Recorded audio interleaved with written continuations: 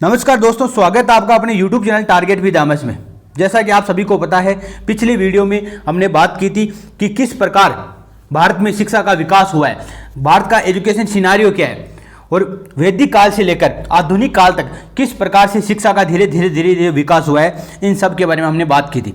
आज इस वीडियो में हम बात करेंगे कि किस प्रकार राजस्थान में शिक्षा का विकास हुआ है, स्वतंत्रता से पूर्व और स्वतंत्रता के बाद में किस प्रकार राजस्थान में विकास हुआ है, पहला विद्यालय कहाँ खोला गया था, पहला बालिका विद्यालय ईसाई मिशनरी कहाँ खोली गई थी, इन सब के बारे में चर्चा करेंगे। उसके बाद धीरे धीरे अपने जैसा मूल सिलेबस दिया गया है, उन जो ये चारों टॉपिक दिए गए इनकी तरफ हम प्रवेश करेंगे, समितियों की तरफ प्रवेश करेंगे धीरे धीरे। आज पिछली क्लास में आपने सोचा होगा कि सर बाकी टीचरों किसे अलग पढ़ा रहे हैं, तो आज आपको समझ आएगा कि किस प्रकार से एक स्टेप वाइज स्टेप हम इस प्रकार के चैनलों में या जो टॉपिक है उनमें हम प्रवेश करते हैं धीरे धीरे। तो शुरू करने से पहले मैं आपको थोड़ा सा बता देता हूं कि कुछ विद्यार्थियों के कमेंट आ रहे हैं कि सर आप हिस्ट्री भी करवा दो, आप साइंस भी करवा दो, आप पॉलिटी भी करवा दो, आप शैक्षिक परिदृश्य भी पूरा करवा दो। तो इस प्रकार के कमेंट ना करें, क्योंकि मैं स्वयं तैयारी कर रहा हूँ आपके 3rd ग्रेड भर्ती परीक्षा की, और जो टॉपिक मुझे थोड़ा ये लगता है कि ये अपना बेटर है और मुझे इसमें थोड़ी सी ज़्यादा समझ है, तो मैं आपको वो टॉपिक करवा देता हूँ। जिस टॉपिक की मुझे, जैसे पॉलिटी मैंने कभी पढ़ी नहीं है, मैं आपको कैसे करवा दूँ? तो ये चीज़ें पॉसिबल नहीं है। जो चीज़ मुझे कन्फर्म आ रही है और जिसका मैं एंड तक पहुंच गया हूं, जिसके एक लेवल तक पहुंच गया हूं, वही चीज़ आपको कराने की कोशिश कर रहा हूं। हर चीज़ कराना पॉसिबल नहीं है। दूसरा, विद्यार्थियों को कल वीडियो अपलोड करने से पहले ही ऐसे कमेंट आने लगे सर पीडीएफ भेज दो। तो देखो, आपको मैं बता देता हूं कि इतने बहुत सारे चैनल हैं जिन पे पीडीएफ पड़ी है। अभी मैं सुबह देख रहा था, राठ पब्लिकेशन की, फर्स्ट रैंक पब्लिकेशन की, इसके अलावा मुकेश पांचोली सर की शैक्षिक परिदृश्य की फर्स्ट ग्रेड की पूरी गाइड पढ़ी है, पूरी किताबें पढ़ी है। आप पीडीएफ, यहाँ तक कि पेनोरमा की गाइड पढ़ी है 500 पेज की पीडीएफ की फॉर्मेट में। अगर आप पढ़ पाते हो पीडीएफ ही, तो आप वहाँ से उपलब्ध कर ले सकते हो। ये मैं नोट्स आपको पीडीएफ अंत में उपलब्ध कराऊंगा। अगर टॉपिक पूरा कंप्लीट हो जाएगा उसके बाद पीडीएफ उपलब्ध कराने वाला हूँ। पहले मैं पीडीएफ उपलब्ध नहीं करवाऊंगा। आप कमेंट करके अपना समय खराब ना करें। अगर आपको सच में आप तैयारी कर रहे हैं और आप अगर सीरियस है लेकर, तो इन चीज़ों को लिख लें। अब कुछ विद्यार्थी कह रहे सर आप पूरा नहीं करवा पाओगे तो हम कैसे लिखें? तो जितना पढ़ा रहा हूँ उतना तो लिखें कम से कम, क्योंकि ये चीज़ें ही है जो बाकी आपके विद्यार्थी, बाकी अध्यापकों से आपके या बाकी विद्यार्थियों जो लिख रहे हैं उनसे आपको अलग मिलेगी। बाकी एक चीज़ें समझने की चीज़ें हैं। शैक्षिक परिदृश्य वही है, पिछली बार साइको आपने पढ़ी होगी।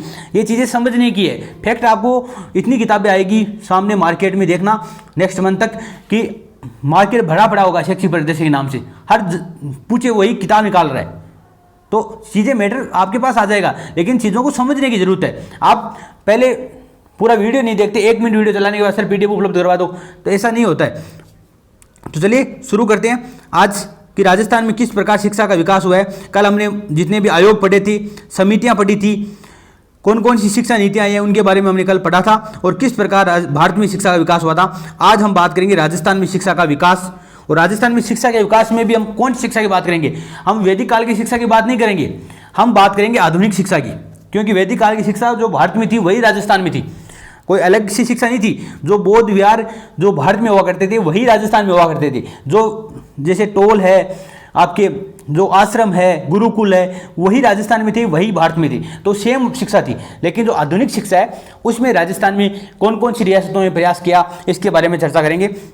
तो एक तो बात करेंगे स्वतंत्रता से पूर्व कौन कौन से प्रयास हुए, और एक स्वतंत्रता के पश्चात शिक्षा का सिनारियो क्या है।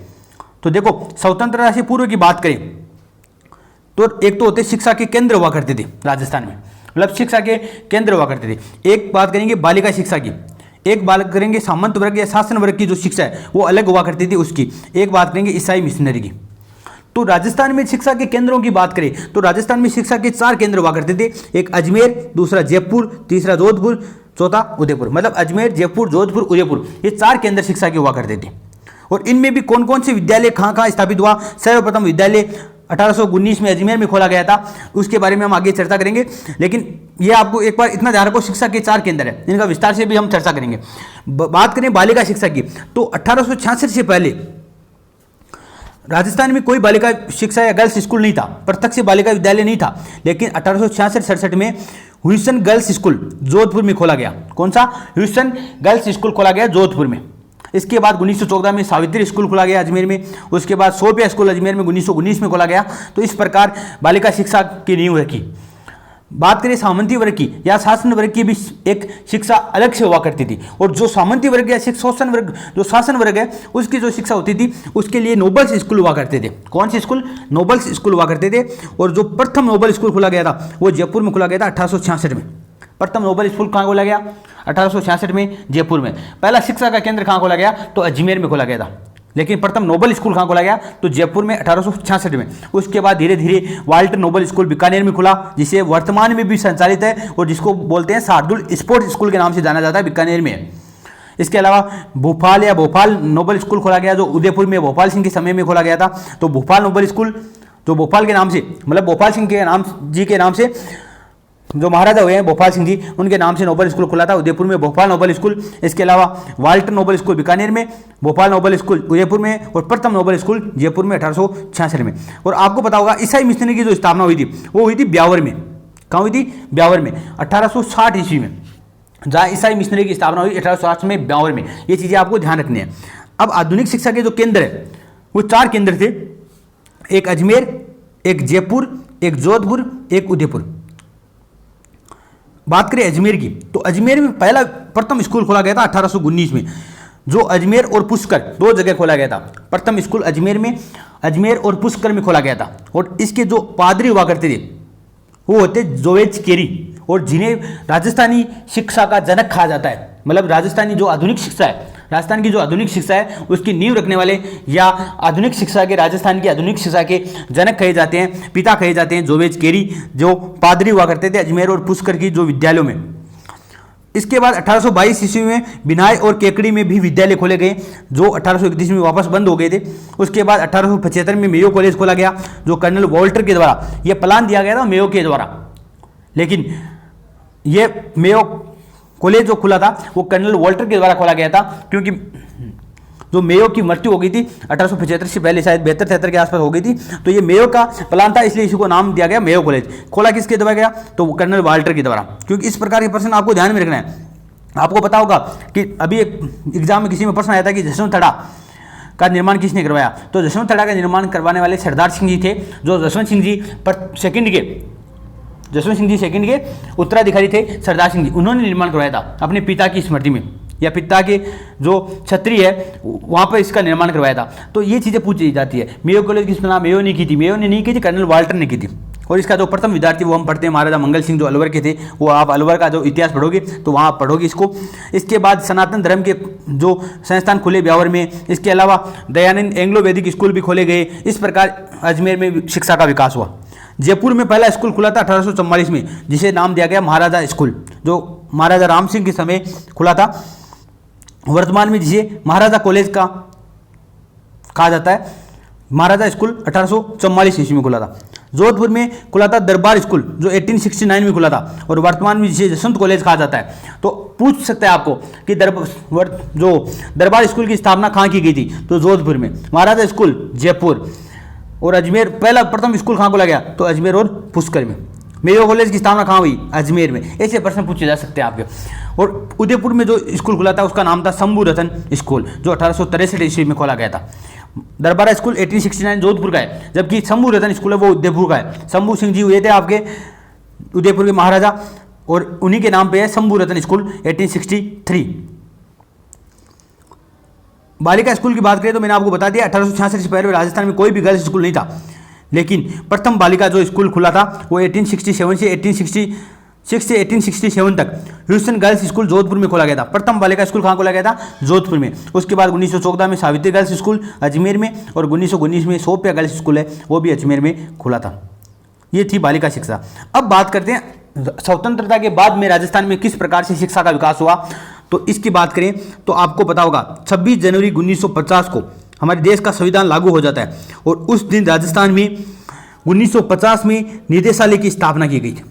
और निदेशालय का नाम था राजस्थान प्रारंभिक एवं माध्यमिक शिक्षा विभाग, राजस्थान प्रारंभिक एवं माध्यमिक शिक्षा निदेशालय बीकानेर, जिसकी स्थापना कहाँ की गई थी? बीकानेर की। निदेशालय की स्थापना की गई राजस्थान प्रारंभिक एवं माध्यमिक शिक्षा निदेशालय बीकानेर, जो 50 से लेकर 1997 1997 तक चला था, 50 से लेकर 97, मतलब मात्र 47 साल निदेशालय बना रहा, जो प्रारंभिक एवं माध्यमिक शिक्षा का एक सम्मिलित जो शिक्षा निदेशालय था वो बना रहा। लेकिन 97 में जाते जाते निदेशालय का विभाजन हो गया, निदेशालय को 2 भागों में बांट दिया गया। एक तो बना दिया गया राजस्थान प्रारंभिक शिक्षा निदेशालय बीकानेर और राजस्थान माध्यमिक शिक्षा निदेशालय बीकानेर, मतलब 2 निदेशालय हो गए। तो ये दोनों निदेशालय आपके बीकानेर में ही उसी बिल्डिंग में स्थापित किए गए हैं, अलग अलग आपके डिपार्टमेंट है, बाकी एक ही बिल्डिंग में स्थापित है और इनका निदेशक भी दोनों का एक ही है। तो 1997 में राजस्थान प्रारंभिक शिक्षा निदेशालय बीकानेर और राजस्थान माध्यमिक शिक्षा निदेशालय बीकानेर 2 अलग अलग निदेशालय का गठन हो गया था। और इन्होंने जब कार्य शुरू किया था वो 1 जनवरी 1998 में किया था, दिसंबर में शायद बने थे, और 1 जनवरी 1998 को इन्होंने अपना कार्य शुरू किया अलग अलग रूप से। लेकिन अभी 2018 में जो 8 अगस्त 2018, डेट याद रखना, 8 अगस्त 2018 को एकीकृत स्कूल शिक्षा विभाग आया, इंटीग्रेटेड स्कूल एजुकेशन डिपार्टमेंट आया। मतलब इसमें क्या कहे, प्री प्राइमरी से लेकर 12वीं तक आपके प्री प्राइमरी मतलब एलकेजी से लेकर नर्सरी एलकेजी से लेकर आपके 12वीं क्लास तक एक ही शिक्षा विभाग बना दिया गया और 2018 से अब तक यही चल रहा है। लेकिन ध्यान रखना, निदेशालय को एकीकृत नहीं किया गया है, वो पहले था प्रारंभिक और माध्यमिक शिक्षा अलग अलग डिपार्टमेंट, वही डिपार्टमेंट है। इसमें क्या मतलब शिक्षा को एकीकृत किया गया है, शिक्षा विभाग को एकीकृत किया गया है, लेकिन निदेशालय अलग अलग है, अभी भी अलग अलग चल रहे हैं। हो सकता है आने वाले टाइम में इनको वापस मर्ज कर दिया जाए, लेकिन वर्तमान में दोनों निदेशालय अलग अलग चल रहे हैं। लेकिन जो शिक्षा विभाग था, जो प्रारंभिक शिक्षा विभाग था और जो माध्यमिक शिक्षा विभाग था, इन दोनों को वापस मर्ज करके एक एकीकृत स्कूल शिक्षा विभाग बना दिया गया है। लेकिन निदेशालय हमेशा अभी भी अलग अलग है, ये चीज़ आपको ध्यान में रखनी है। एक बार वापस देख लो ये चीज़ें कि राजस्थान में शिक्षा का विकास किस प्रकार हुआ है। 1950 में निदेशालय का गठन किया गया और दोनों का एक सम्मिलित निदेशालय था। प्रारंभिक शिक्षा जिसे हम बोलते हैं एलिमेंट्री एजुकेशन, और एक होती है सेकेंडरी एजुकेशन, SE और EE, एलिमेंट्री एजुकेशन और सेकेंडरी एजुकेशन दोनों का एक ही डिपार्टमेंट हुआ करता था, एक ही निदेशालय हुआ करता था। लेकिन 1997 में जाते जाते इसके 2 भाग कर दिए गए, एलिमेंट्री एजुकेशन का अलग, सेकेंडरी एजुकेशन का निदेशालय अलग कर दिया गया। लेकिन अभी जो वर्तमान में बना है वो बना है SCE, ये स्कूल एजुकेशन है। कौन सी है? School education, integrated school education बना है, SCE बना है।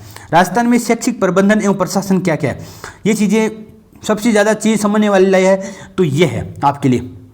इस चीज़ को आपको आराम से समझना है, एक एक चीज़ को धीरे धीरे समझना है। इसी से ये आपकी आगे की जो सीढ़ियाँ हैं उनकी नींव यहीं से पढ़ने वाली है। तो आपको पूछ लिया जाए कि शिक्षा का जो विभाग अध्यक्ष होता है, मतलब शिक्षा विभाग है, उसका सबसे बड़ा अध्यक्ष या शिक्षा विभाग का अध्यक्ष कौन होता है, तो वो होता है आपकी शिक्षा मंत्री।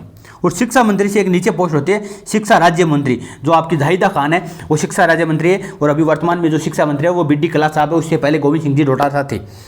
तो सबसे बड़ा शिक्षा विभाग का जो अध्यक्ष होता है वो होता है शिक्षा मंत्री, ये आपको ध्यान रखना। शिक्षा मंत्री के बाद आता है राज्य मंत्री, शिक्षा राज्य मंत्री, और उसके बाद आते हैं सचिवालय और निदेशालय। तो मैंने बता दिया 2 निदेशालय बने हुए, राजस्थान प्रारंभिक शिक्षा निदेशालय और राजस्थान माध्यमिक शिक्षा निदेशालय, 2 निदेशालय बने हुए और एक सचिवालय। सचिवालय कहाँ पे है? जयपुर में। निदेशालय कहाँ पे? आपके बीकानेर में। तो सचिवालय है वो सचिवों का घर होता है। किसका घर होता है? सचिवों का घर। और सचिवालय का कार्य क्या है और निदेशालय का क्या कार्य है? तो देखो, कानून बनाने का अधिकार होता है सचिवालय के पास, जबकि उन कानून को लागू करने का अधिकार किसके पास है? निदेशालय का। मतलब सचिवालय नीतियों का निर्माण करता है, नीति का मतलब कानून का निर्माण करता है, प्रशासक है ये। लेकिन जो निदेशालय है वो प्रबंधक है, नीतियों की क्रियान्विति करता है। उन नीतियों का किस प्रकार उनका लागू करना है, किस प्रकार उनकी मॉनिटरिंग करना है, ये सब कार्य कौन करेगा? निदेशालय। जबकि सचिवालय क्या करेगा? नीतियों का निर्माण करेगा, जो प्रशासक कहा जाता है।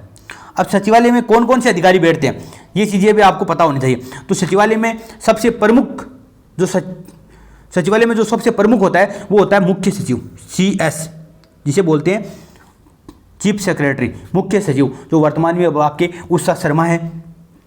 इसके अलावा उसके नीचे बैठता है ACS, अतिरिक्त मुख्य सचिव, ACS अतिरिक्त मुख्य सचिव, जो अभी वर्तमान में पवन कुमार जी गोयल है। उसके बाद बैठते हैं प्रमुख शासन सचिव और उसके बाद बैठते हैं शासन सचिव। मतलब ये चारों IAS अधिकारी बैठते हैं सचिवालय में। कौन बैठते हैं? चारों IAS अधिकारी बैठते हैं। पहले सबसे ऊपर CS मुख्य सचिव, जो वो वर्तमान में उषा शर्मा है। एसीएस जो पवन कुमार जी गोयल है, अतिरिक्त मुख्य सचिव, इसके अलावा प्रमुख शासन सचिव बैठते हैं, इसके बाद में शासन सचिव बैठते हैं। ये 4 अधिकारी बड़े बड़े बैठते हैं और इन तीनों अधिकारी जो है, अब देखो ये भी आपको मैं बता देता हूँ, जो सचिवालय जो सीएस होता है, मुख्य सचिव होता है, उसके मतलब जितने भी डिपार्टमेंट है वो सब पर नजर रखती है सीएस, मुख्य सचिव सब पर नजर रखता है, सभी विभागों पर नजर रखता है। एसीएस क्या करते हैं, एसीएस के पास 2 से 3 विभाग या 5-7 विभाग भी हो सकते हैं, मतलब जो अतिरिक्त मुख्य सचिव है उसके पास 5-7 विभाग, जैसे पवन कुमार जी जो गोयल है वर्तमान में, उनके पास 4-5 विभाग है और वो चारों 5 विभाग पर नजर रखते हैं। और जो प्रमुख शासक सचिव होता है इसके पास एक ही विभाग होता है, जैसे मान लो शिक्षा विभाग है तो उनको शिक्षा विभाग दे दिया, तो ये शिक्षा विभाग पर नजर रखेंगे। और साथ में मान लो कोई दूसरा कार्य भी कर सकते हैं, लेकिन जो शासन सचिव है वो तो केवल इसके पास तो एक ही विभाग होगा, तो मतलब ये प्रमुख शासन सचिव और जो शासन सचिव है ये एक ही डिपार्टमेंट के हेड होते हैं। बाकी एसीएस 2-4 विभागों के ऊपर होता है और एसीएस जितने भी एसीएस है, जितने भी विभाग है उन सब के ऊपर होता है सीएस, मतलब सबसे ऊपर पोस्ट है सीएस, बाद में एसीएस, प्रमुख शासन सचिव और शासन सचिव, और चारों आईएएस अधिकारी होते हैं, आईएएस से चयन करके आते हैं।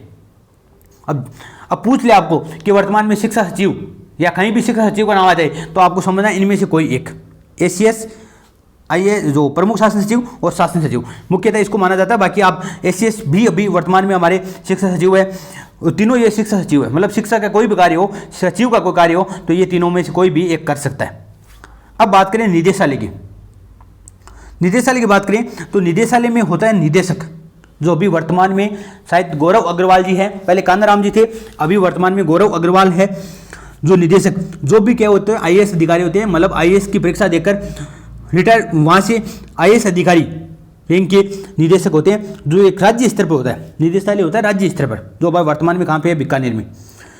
निदेशक से नीचे पोस्ट होती है मंडल स्तर, मतलब राज्य स्तर पर तो क्या हो गया निदेशक, उसके बाद मंडल स्तर पे कौन होता है, तो मंडल स्तर पे होता है आपके संयुक्त निदेशक, ज्वाइंट डायरेक्टर, जेडी, जिन्हें जेडी बोलते हैं, संयुक्त निदेशक या ज्वाइंट डायरेक्टर है, वो मंडल स्तर पे होते हैं। अपने कितने मंडल है, 9 मंडल है, मंडल का मतलब हो गया संभाग। और आप तो कहोगे सर हमारे संभाग तो 7 ही है, तो वो भौगोलिक दृष्टि से आपके 7 संभाग है, लेकिन अगर शिक्षा की दृष्टि से बात करें तो शिक्षा की दृष्टि से राजस्थान को 9 संभागों में बांटा गया है, जो हम आगे चर्चा करेंगे।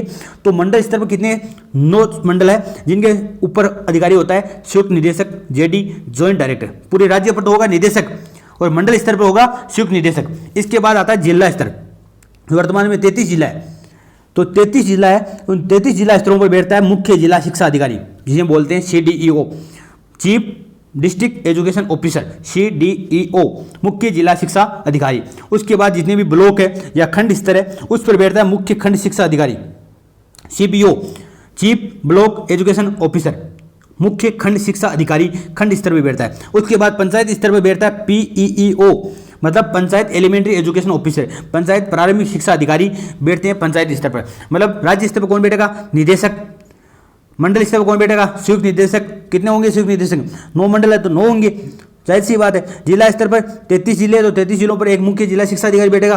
खंड स्तर पर जितने भी खंड है, पहले 301 थे, अब वर्तमान में कितने पता नहीं, 301 खंड है, तो वहाँ पे 301 मुख्य खंड अधिकारी शिक्षा अधिकारी। उसके बाद पंचायत स्तर पर PEO, पंचायत प्रारंभिक शिक्षा अधिकारी, ये बैठते हैं। अब देखो ये चीज़ें आप कि जो निदेशक होता है, आपको पता होगा जो फर्स्ट ग्रेड की ज्वाइनिंग दी जाती है वो निदेशक के माध्यम से दी जाती है।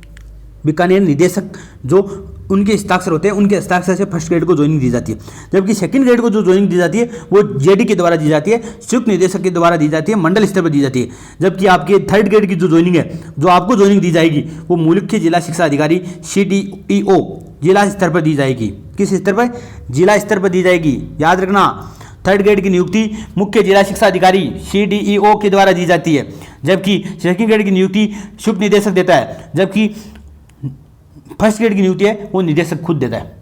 तो ये आपकी नियुक्ति का प्रावधान है, ये यहाँ पे यही लिखा हुआ है, ये देख लेना आप।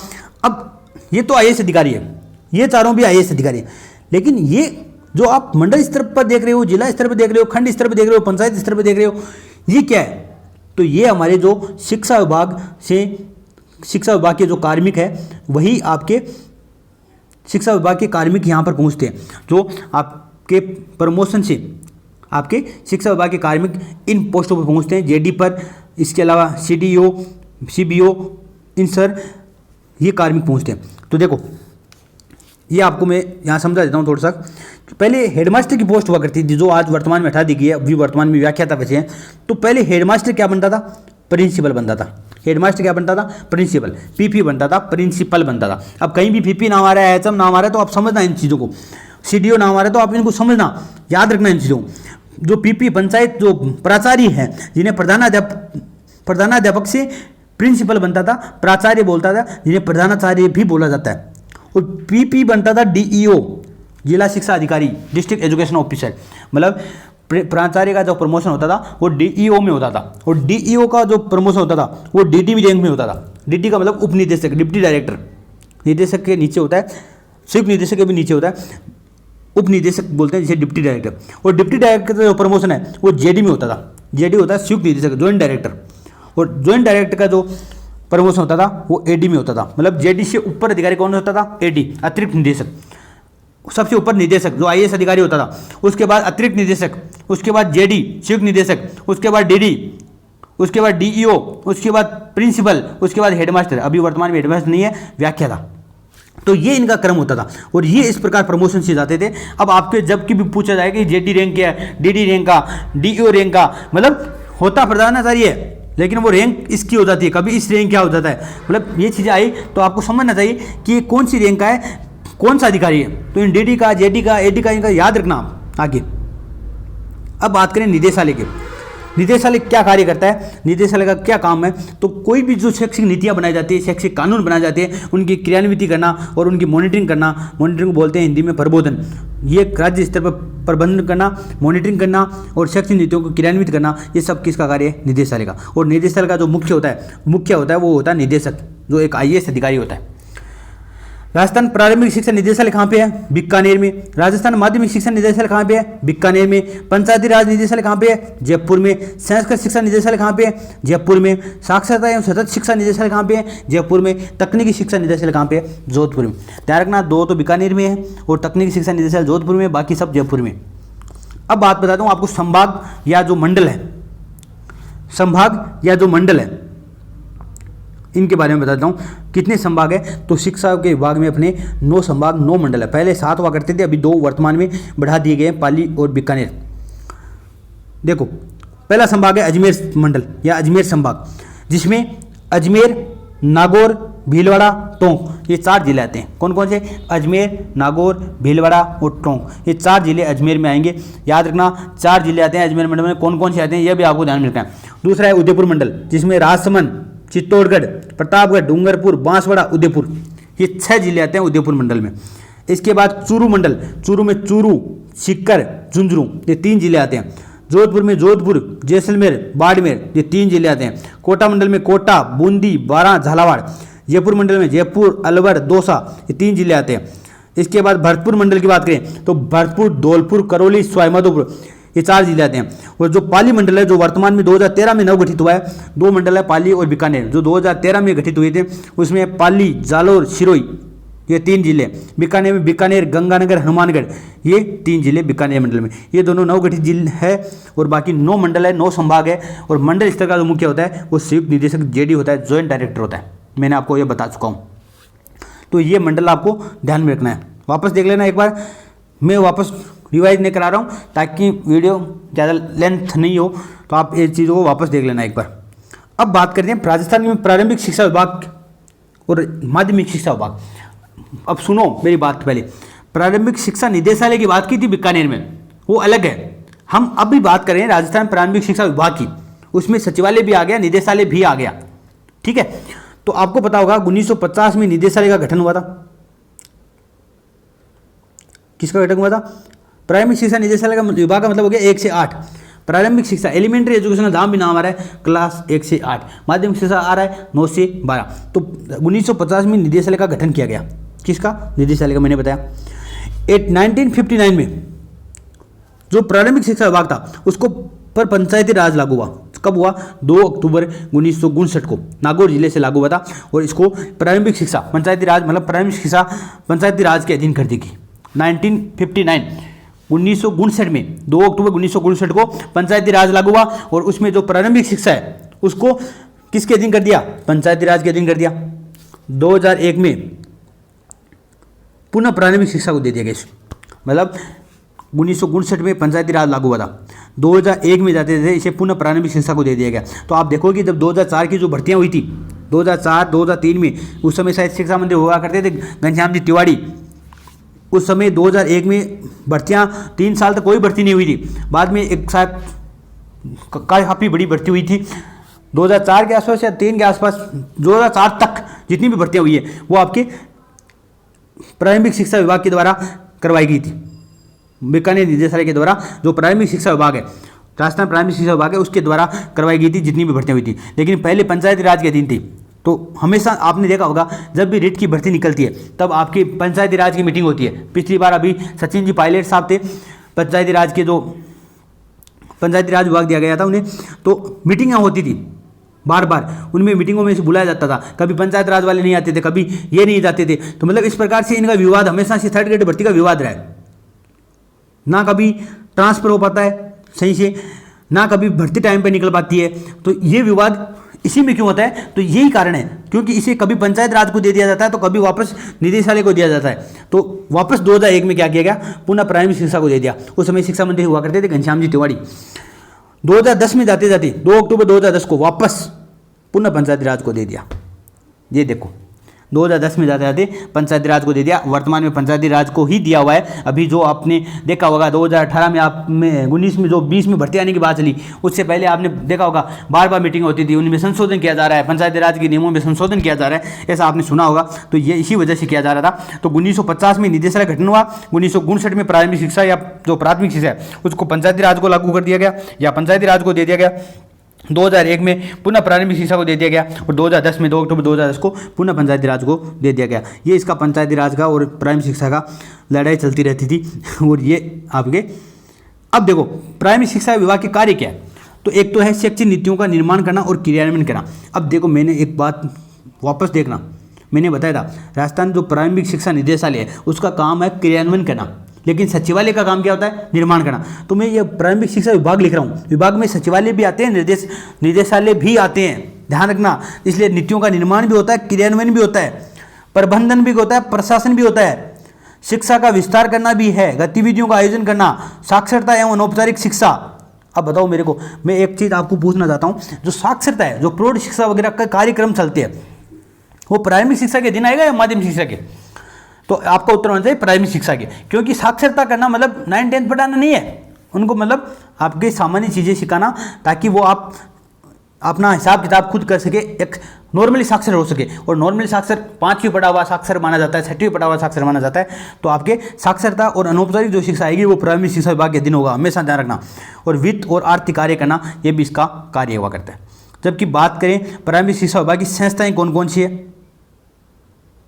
भाई प्राथमिक विभाग की संस्थाएं भी तो होनी चाहिए ना, इसकी अधीन कौन कौन सी संस्थाएं आती हैं? तो हमेशा संस्थाएं 2 प्रकार की होती है। एक तो राजकीय संस्था, जिस पर राजकीय का मतलब हो गया सरकार के जो अधीन रहती है, और एक होती है स्वायत्तशासी जो मतलब सरकार के अधीन नहीं रहती, उस पर केंद्र सरकार का भी बजट आता है, राज्य सरकार का भी बजट आता है, और वो स्वायत्तशासी है। मतलब जैसे आरपीसी है तो ये स्वायत्तशासी है, इसके अलग माध्यमिक शिक्षा बोर्ड है, स्वायत्तशासी है। अभी आरएससीईआरटी को भी स्वायत्तशासी बना दिया गया है। तो ये स्वायत्तशासी संस्थाएं हैं। स्वायत्तशासी का मतलब इन पर कोई जैसे आपके जो मंत्री है, जो राज्य सरकार के जो जितने भी विधायक है, ये इन पर दबाव नहीं बना सकते। स्वायत्तशासी संस्था का मतलब यही होता है। स्वायत्तशासी का मतलब अपने नियम खुद बनाती है। राज्य सरकार नियम बनाने के लिए कह सकती है, लेकिन बनाएगी खुद, हस्तक्षेप नहीं कर सकता कोई इसमें। तो ये एक तो होती है राजकीय संस्थाएं, एक होती है स्वायत्तशासी। समझ आ गया होगा स्वायत्तशासी क्या होती है? जो स्वतंत्र होती है वो स्वायत्तशासी है, ऑटोनोमस जो बॉडी होती है वो स्वायत्तशासी है। तो जो राजस्थान प्रारंभिक शिक्षा निदेशालय है वो एक राजकीय संस्था है। इसके अलावा पंजीकृत शिक्षा विभागीय परीक्षाएं जो बीकानेर, जो आपके जो डीएलएड वाली या बीएसटीसी वाली जो परीक्षाएं कराई जाती है, या जो इनके जो प्रमाण पत्र आते हैं उनमें यही करवाता है पंजीकृत शिक्षा विभागीय परीक्षाएं बीकानेर। इसके अलावा डाइट्स जितने भी हैं और स्कूल जितने भी, ये सभी क्या है, राजकीय संस्थाएं। लेकिन बात करें प्राथमिक शिक्षा परिषद RCEE Jaipur, Rajasthan elementary education council है जयपुर में, वो स्वायत्तशासी है। इसके अलावा राजस्थान के मदरसा बोर्ड है वो भी स्वायत्तशासी है। राजस्थान के शिक्षाकर्मी बोर्ड है वो भी स्वायत्तशासी है। राजस्थान राज्य पाठ्य पुस्तक मंडल RSTB जयपुर जो जालान डोंगरी में, वो भी स्वायत्तशासी है। और RSCERT उदयपुर ये भी है जालान डोंगरी में। अब आपके सिलेबस में इनमें से आपको कौन कौन सी पढ़ना है? तो आप तो एक तो पढ़ लेना डाइट्स, ये आपके काम की है। इसके अलावा आप RSTB पढ़ लेना, राजस्थान राज्य पाठ्य पुस्तक मंडल RSTB, और एक पढ़ लेना RSCERT उदयपुर। ये आप 3 पढ़ लोगे तो ही काफ़ी है, क्योंकि और अगर आप हल्का फुल्का पढ़ना चाहें तो राजस्थान प्राथमिक शिक्षा परिषद RCEE जयपुर को भी पढ़ लेना। बाकी आपके डाइट, RSCERT और RSTB राजस्थान राज्य पाठ्य पुस्तक मंडल, ये आपकी ज़्यादा इंपॉर्टेंट है। इन चीज़ों को आपको ज़्यादा ध्यान देना चाहिए मेरे हिसाब से, इन चीज़ों पर ज़्यादा। अब ये आपकी इस प्रकार से धीरे धीरे बढ़ रहा है। अब RSCERT को पढ़ना है आपको, इन RSTB को पढ़ना है, डाइट्स, यहाँ से बाकी विद्यार्थी शुरू करते हैं सीधा पढ़ना। और आपको पता होगा किस प्रकार से ये प्राथमिक शिक्षा का है, स्वायत्तशासी है, माध्यमिक शिक्षा का है, ये चीज़ें आपको धीरे धीरे समझ आई होगी। अब हम बात कर लेते हैं माध्यमिक शिक्षा विभाग की। तो माध्यमिक शिक्षा की क्या क्या कार्य है? तो माध्यमिक शिक्षा भी नीतियों का निर्माण और क्रियान्वयन करता है। किसके लिए? वो प्राथमिक शिक्षा के लिए कर रहा या माध्यमिक शिक्षा के लिए करेगा। एक प्रबंधन एवं प्रशासन का कार्य भी करेगा। शिक्षक शिक्षा का प्रसार करना, टीचर जो एजुकेशन है, मतलब ट्रेनिंग वगैरह है, टीचर जो एजुकेशन है उसका विस्तार करना। गतिविधियों का आयोजन करना, भाषाओं का विकास करना। वहाँ तो क्या चल रहा था? साक्षरता कार्यक्रम चल रहा था। यहाँ साक्षरता कार्यक्रम नहीं चलेगा, भाषाओं का विकास होगा। वित्तीय व्यवस्था करना, और राज्य के 2 राजकीय जो BEd कॉलेज है जिन्हें हम IASC जो आगे पढ़ेंगे, 2 BEd कॉलेजों का संचालन करना, यह भी किसका कार्य है? माध्यमिक शिक्षा विभाग का। तो ये है माध्यमिक शिक्षा विभाग के कार्य। और माध्यमिक शिक्षा विभाग की जो संस्थाएं हैं वो भी आप देख लो। तो माध्यमिक शिक्षा विभाग की कौन कौन सी संस्थाएं हैं? तो एक तो वही राजकीय संस्था और एक है स्वायत्तशासी संस्था। राजकीय संस्था में माध्यमिक शिक्षा निदेशालय बीकानेर, उच्च अध्ययन शिक्षण संस्था IASC, उच्च अध्ययन शिक्षण संस्थान, institute of advance study in education, जो 2 आपके राजकीय जो BEd कॉलेज है, जिन्हें आप राजकीय BEd कॉलेज कहते हैं या जिन्हें उच्च अध्ययन शिक्षण संस्थान कहते हैं, एक तो अजमेर में है और एक है बीकानेर में। इसके अलावा राजकीय शारीरिक शिक्षक महाविद्यालय जोधपुर में, और शार्दुल स्पोर्ट्स स्कूल बीकानेर, जो मैंने पहले बताया था, अभी नोबल स्कूल था बीकानेर में, पहले उसका नाम चेंज करके शार्दुल स्पोर्ट्स स्कूल बना दिया गया।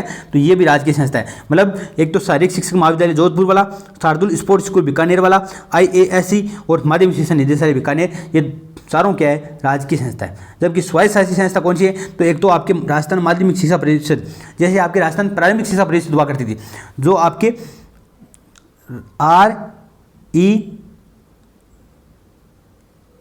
राजस्थान प्राथमिक शिक्षा परिषद REEC,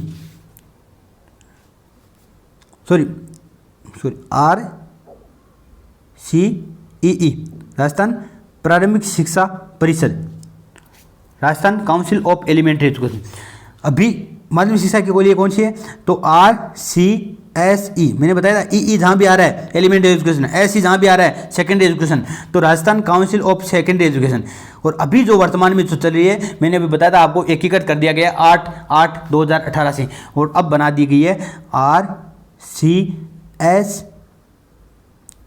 RCSEE, ये बना दी गई है Rajasthan council of school education. पहले एलिमेंट्री एजुकेशन, अब उसके बाद सेकेंडरी एजुकेशन, अब स्कूल एजुकेशन। SC, ये S के नीचे C लिखा हुआ है, मतलब छोटा सा C लिखा हुआ है, इसका मतलब SC का मतलब स्कूल।